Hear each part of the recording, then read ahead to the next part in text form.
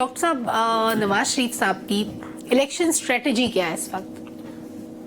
سلمہ لگتا ایسے ہے کہ جب ہوائیں آپ کی فیور میں چلنے لگیں تو پھر تو پرندے خود سے بھاگ کے آپ کے دیکھیں نا ایم کیو ایم کراچی سے بھاگ کے آئی ان کے پاس. نواز شریف صاحب نے یہ اچھا کام کیا کہ اس سرداروں کو عزت دینے کے لیے بلوچستان پہنچ گئے. تو وہاں جام کمال صاحب ہیں، رئیسانی ہیں، اچکزئی، مقصد، بھوتانی، یہ سارے جو ہیں سردار یہ الیکٹیبلز ہیں وہاں.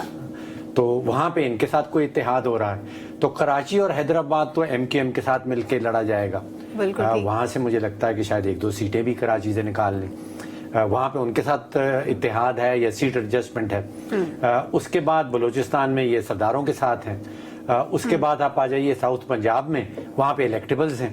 وہ الیکٹیبلز کے ساتھ وہاں پہ لڑا جائے گا ساؤتھ پنجاب میں. اس سے اوپر آتے ہیں تو آپ ملتان سے لے کے آگے راولپنڈی، وہ ان کا اپنا علاقہ ہے، وہاں سے یہ خود جیتیں گے، وہاں سے یہ خود لڑیں گے. تو آپ سوچئے کہ حکمت عملی ابھی تو بڑی کامیاب لگ رہی، چاہے وہ کراچی حیدرآباد کے حوالے سے ہو، بلوچستان کے حوالے سے ہو، پنجاب کے حوالے سے ہو. اب بنتی ایونچولی کولیشن گورنمنٹ ہی لگتی. ڈاکٹر صاحب نون لیگ کا ایک جواب بڑا ویسے شاندار ہے. وہ کہتے ہیں کہ جی بلوچستان کے بڑے بڑے سردار آپ بھی جانتے ہیں، ہم بھی جانتے ہیں، اگر وہ خود نون لیگ میں شامل ہو رہے ہیں تو پیپلز پارٹی ہم سے کیوں گلا کر رہی ہے؟ ہاں یہ بھی ایک سوال ہے. ہاں نوکریاں 50,000 گھر دینے تھے، وہ کچھ بھی نہیں ہو سکا. ڈاکٹر صاحب کیا آئندہ حکومت جو کہ بظاہر نظر آتا ہے مخلوط حکومت ہوگی، کیا اس کے پاس ہمارے معاشی مسائل کا حل ہوگا؟ سلمہ سوال یہی ہے جو بھی آپ پوچھ رہے ہیں کہ فروری کی 8 تاریخ کے بعد معیشت کا کیا بنے گا.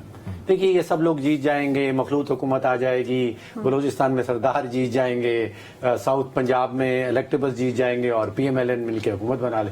پھر آگے کیا؟ دیکھیے ہمارے ہاں کولیشن حکومت کا جو تجربہ رہا ہے وہ تاریخ یہ ہے کہ معیشت کے لیے اچھا ثابت نہیں ہوتا. ایک تو ہر کوئی وزیر بننا چاہتا ہے. جب اتنی ساری پارٹیز جو ہیں وہ مل کے حکومت بناتی ہیں تو پھر آپ کے پاس وہ 80 85 اور 100 کے قریب وزیر آتے ہیں. صرف وفاق کی بات کر رہا ہوں، اتنے ہی آپ کے پاس صوبوں کے اندر وزیر آتے ہیں. اچھا ایک بڑی غلط فہمی یہ رہتی ہے کہ جی ہمیں 2/3 میجورٹی نہیں ملی اس لیے ہم کچھ کر نہیں سکے. دیکھیے 520 ارب کی چوری ہو رہی ہے بجلی کی، اس کے لیے آپ کو 2/3 میجورٹی نہیں چاہیے اگر آپ نے وہ درست کرنا ہے. بجٹ کا خسارہ 8,000 ارب کا آ رہا ہے، آپ کو 2/3 میجورٹی نہیں چاہیے اس کو درست کرنے کے لیے. اسٹیٹ اون انٹرپرائزز چلا رہے ہیں، 2,500 ارب کا اس کے اوپر لون چڑھ چکا ہے. وہ اسٹیٹ اون انٹرپرائز کو پرائیویٹائز کرنے کے لیے یا ان کو سی سمت پہ چلانے کے لیے آپ کو 2/3 میجورٹی نہیں چاہیے، کہیں بھی نہیں چاہیے.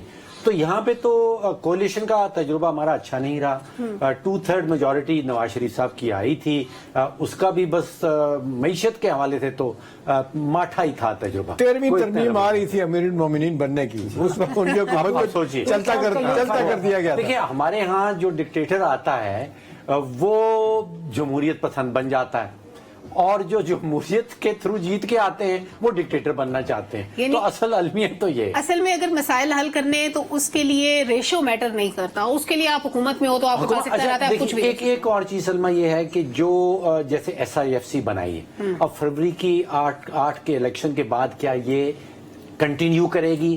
کیا جو اقدامات اس حکومت نے اٹھائے ہیں، چاہے وہ سمگلنگ کے حوالے سے ہوں، وہ کریک ڈاؤنز کے حوالے سے ہوں، ایکسچینج کمپنیز کے حوالے سے ہوں، جو نئی مخلوط حکومت یا نئی حکومت جو آئے گی کیا وہ ان پالیسیز کو آگے لے کے بڑھے گی یا نہیں بڑھے گی؟ ویری امپورٹنٹ، یہ بہت اہم سوال ہے. رول پہ IMF کو کیا پرابلم ہے؟ وہ بڑے اعتراضات کرنے شروع. انہوں نے سوال پوچھا ہے.